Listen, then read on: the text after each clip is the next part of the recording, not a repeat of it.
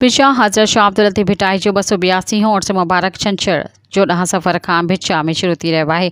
इन हवाले से असां सां टेलीफोन लाइन ते मौजूद है सज्जाद मेमण। जी सज्जाद, वधिक तफ़सील खां अॻु जो छा तफ़सीलात आहिनि?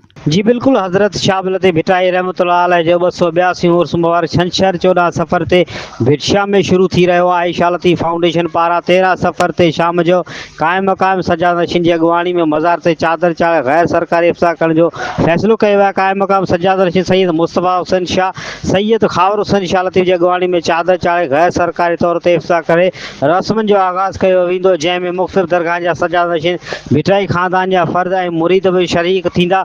दरगाह जे क़ाइम मक़ाम सज्जाद नशीन सैयद मुस्तफ़ा हुसैन शाह लतीफ़ी मीडिया सां ॻाल्हाईंदे चयो आहे त शाह लतीफ़ फाउंडेशन तरफ़ां दरगाह ते अदबी कॉन्फ्रेंस ऐं आख़िरी ॾींहं ते ज़ियारत हाल धागनि जी रस्म अदा कई वेंदी। जी महिरबानी तफ़सीलात खां अॻई ॾियण लाइ।